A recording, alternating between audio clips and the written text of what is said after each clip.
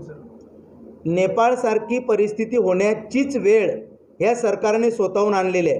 कारण आपण पाहतो आहोत की दिल्लीमध्ये जंतर मंतरवरती जे काही लाखो तरुण युवक आणि विद्यार्थी जमले होते, केवळ 200 मीटर अंतर होतं फक्त संसदेमध्ये जाण्याचं, आणि तीच वेळ आता आलेली आहे. आता अजूनही ते सगळे विद्यार्थी त्याच ठिकाणी आहेत. अधिवेशन, केंद्रीय अधिवेशन संपेपर्यंत नेपाळसारखी परिस्थिती होऊ शकते.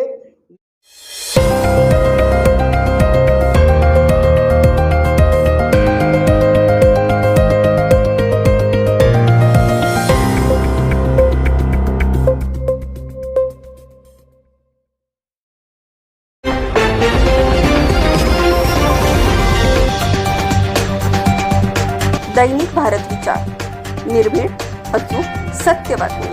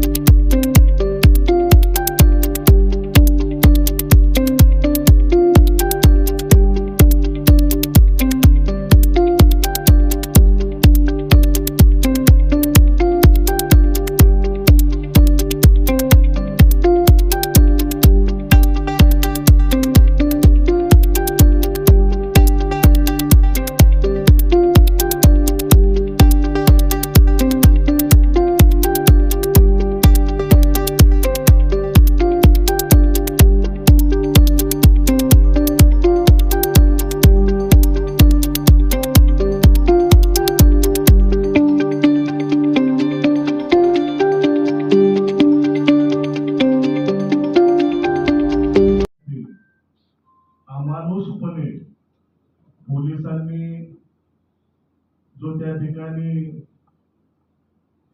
महाभयंकर असं रक्तबंबाळ होईपर्यंत त्या शांततेत निघालेल्या आंदोलनावर त्यांनी लाठीचार्ज केला. त्यामध्ये आमचं तर असं म्हणणं आहे की त्या आंदोलनामध्ये RSSचे काही लोक त्या ठिकाणी पोलिसाच्या भूमिकेमध्ये होते. त्यांच्या लाठीला खिळे होते, खिळे, आणि त्या खिळ्यांनी ते आंदोलन शांततेत आंदोलन करत असणारे आंदोलन करताना त्यांनी त्या ठिकाणी मारहाण केली. एक भयानक असा प्रकार या देशामध्ये घडत आहे. याची दखल घेऊन सन्माननीय बाळासाहेब आंबेडकरांनी काल 21 तारखेला 23 जुलैच्या संदर्भामध्ये महाराष्ट्र बंदचा त्यांनी कॉल दिलेला आहे. त्या संदर्भामध्ये पुणे शहराच्या वतीने या ठिकाणी वंचित बहुजन आघाडीच्या भूमिका या ठिकाणी मांडणार आहोत. माझ्या शेजारी बसलेले सागरजी आलाट आहेत, ते युवक आघाडीचे आमचे शहराचे अध्यक्ष आहेत. सन्माननीय अरविंद ॲडव्होकेट तायडे साहेब या ठिकाणी पुणे शहराचे अध्यक्ष आहेत. ते या पत्रकार परिषदेला आपल्याला संबोधित करतील.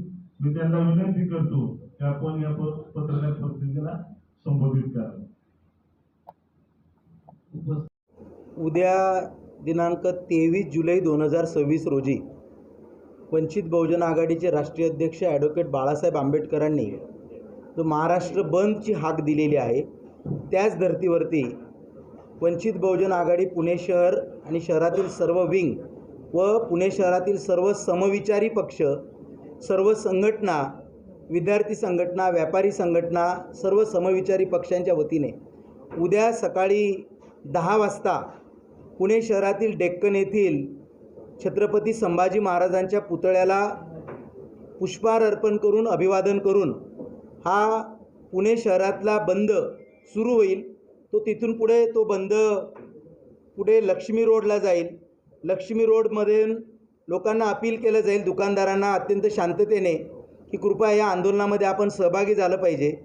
हे आंदोलन जे काही नीटच्या पेपर फुटीमुळे धर्मेंद्र प्रधानांनी राजीनामा देणं अपेक्षित होतं, तो राजीनामा तर दिलाच नाही, परंतु 20 तारखेला दिल्ली येथील जंतर मंतरवरती शेकडो विद्यार्थ्यांना RSSच्या गुंडांनी आणि पोलिसांकडून जी बेछूटपणे मारहाण झाली, काठ्यांना जे काही खिळे टोचून मारहाण झाली, 14-14, 15-15 वर्षाच्या मुलींना खाली पाडून छातीवरती मारहाण करण्यात आली, पुरुष पोलिसांनी मारहाण केली, या सगळ्यांचा निषेध हा आता अभिजित दीपकेंपर्यंत नाही किंवा तो सोनम वांगचुक सरांपर्यंत राहिलेला नाही, तर तो सर्वसामान्यांचा निषेध आता झालेला आहे.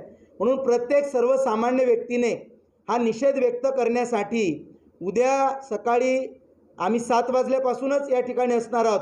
10 वाजता आम्ही छत्रपती संभाजी महाराजांच्या पुतळ्याला हार अर्पण करून पुढे लक्ष्मी रोड असेल, पेठेतला एरिया असेल, नंतर मग भवानी पेठेतला एरिया असेल, तो एरिया कव्हर करून नंतर आम्ही रेल्वे स्टेशनला जाणार आहोत. रेल्वे स्टेशनवरती त्या ठिकाणी रेल्वे बंद किंवा बाकीचे शॉप बंद केल्याच्या नंतर मग त्याचा समारोप 4 वाजता डॉक्टर बाबासाहेब आंबेडकर पुतळा पुणे स्टेशन या ठिकाणी या मार्चचा समारोप होणार आहे. म्हणून मी आपल्या माध्यमातून पुणे शहरातील शाळा असतील, कॉलेजेस असतील, हे असेल PMPL असेल किंवा मार्केट यार्डमधल्या कमिट्या असतील, विद्यार्थी संघटना असतील, एवढ्या सगळ्यांना मी आवाहन करतो, विनंती करतो की कृपया या बंदमध्ये आपण उत्स्फूर्तपणे सहभागी व्हावं आणि हा बंद अत्यंत शांतपणे होणार आहे. आपण कृपया या बंदमध्ये आपण सहभागी व्हावं अशा प्रकारचं आवाहन मी या ठिकाणी करतोय. नेपाळसारखी परिस्थिती होण्याचीच वेळ ह्या सरकारने स्वतःहून आणलेली आहे. कारण आपण पाहतो आहोत की दिल्लीमध्ये जंतर मंतरवरती जे काही लाखो तरुण युवक आणि विद्यार्थी जमले होते, केवळ 200 मीटर अंतर होतं फक्त संसदेमध्ये जाण्याचं, आणि तीच वेळ आता आलेली आहे. आता अजूनही ते सगळे विद्यार्थी त्याच ठिकाणी आहेत. केंद्रीय अधिवेशन संपेपर्यंत नेपाळसारखी परिस्थिती होऊ शकते.